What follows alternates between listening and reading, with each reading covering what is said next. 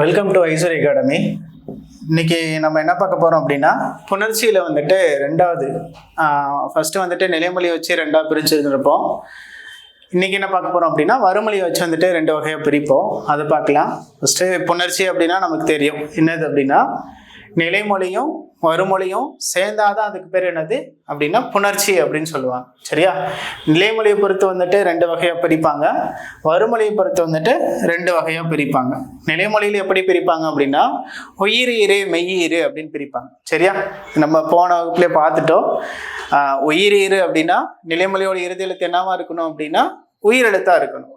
மெய்யீரு அப்படின்னா நிலைமொழியோட இறுதி எழுத்து வந்துட்டு என்னவா இருக்கணும் அப்படின்னா மெய்யா இருக்கணும். சரியா?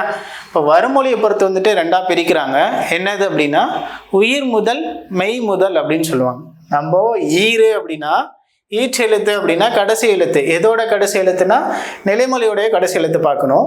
இந்த இடத்துல முதல், உயிர் முதல், மெய் முதல் அப்படின்னு சொல்றாங்க இல்லையா? அப்போ முதலுங்கும் போது வறுமொழியோடைய முதல் எழுத்தை பார்க்கணும். ஈற்று அப்படின்னா இறுதி எழுத்து, முதல் அப்படின்னா முதல் எழுத்தை பார்க்கணும். சரியா? ரெண்டுத்துக்கு வித்தியாசம் இருக்கு. ஈற்று அப்படின்னா நிலைமொழியை பொறுத்து ரெண்டா பிரிக்கணும், முதல் அப்படின்னா வறுமொழியை பொறுத்து வந்துட்டு ரெண்டா பிரிக்கணும். சரியா? சரி, பார்க்கலாமா? வந்துட்டு மெய் முதல். மெய் முதல் அப்படின்னா என்ன இருக்கணும் அப்படின்னா மெய் எழுத்து முதல்ல இருக்கணும். எதுல அப்படின்னா நிலைமொழியிலையா வரிமொழியிலையான்னு கேட்டா இது வந்துட்டு என்னது அப்படின்னா நிலைமொழி, இது வந்துட்டு என்னது அப்படின்னா வறுமொழி. சரியா? இப்போ நம்ம இங்க என்ன பார்க்குறோம் அப்படின்னா மெய் முதல். மெய் முதல் அப்படின்னா வறுமொழி இருக்கு இல்லையா, அதை வச்சுதான் பார்க்கணும். நிலைமொழியில வந்துட்டு பார்க்கக்கூடாது. சரியா? இதெல்லாம் ஈச்செழுத்து அப்படின்னா தான், ஈரு அப்படின்னா தான் நிலைமொழியில பார்க்கணும். சரி, ஃபர்ஸ்ட் பார்க்கலாமா? அப்போ மெய் முதல்னு இருக்கு, இது வறுமொழி. வறுமொழியோடைய முதல் எழுத்தை தான் பார்க்கணும் நம்ம, ஏன்னா முதல்னு சொல்லியிருக்காங்கல்ல. அப்போ முதல் எழுத்து என்னது அப்படின்னா சு அப்படின்னு இருக்கு. அப்போ சுவை நம்ம எப்படி பிரிப்போம்? இச்சு கூட்டல் உ அப்படின்னு பிரிப்போமா? அப்போ இங்க இருக்கா இச்சு கூட்டல் உ அப்படின்னு பிரிக்கும் போது முதல்ல என்ன இருக்கு அப்படின்னா மெய் எழுத்து இருக்கு. அதனால இதுக்கு என்னது அப்படின்னா மெய் முதல் அப்படின்னு சொல்றாங்க. சரியா? அடுத்து பனி கூட்டல் போருன்னு சொல்றாங்களா?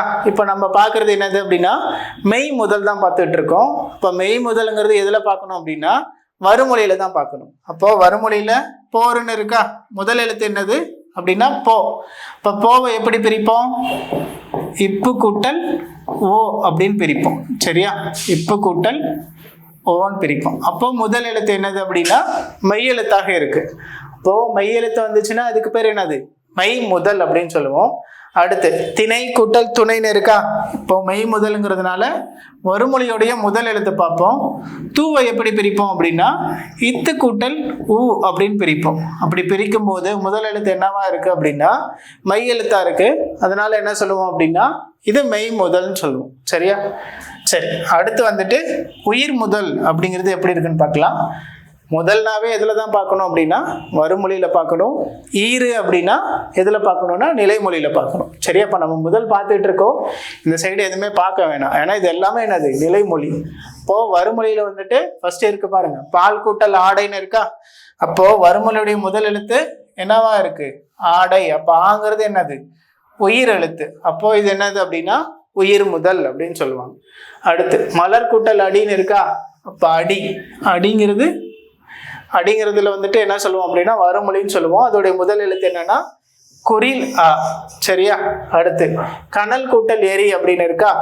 அப்போ எரிங்கிறது தான் வறுமொழி. அதோடைய முதல் எழுத்து என்ன அப்படின்னா ஏ. அப்போ இது உயிர் எழுத்து. அப்போ உயிர் முதல். கடல் கூட்டல் ஓரம் அப்படின்னு இருக்கா? இப்போ ஓங்கிறது என்னது உயிர் எழுத்து. சரியா?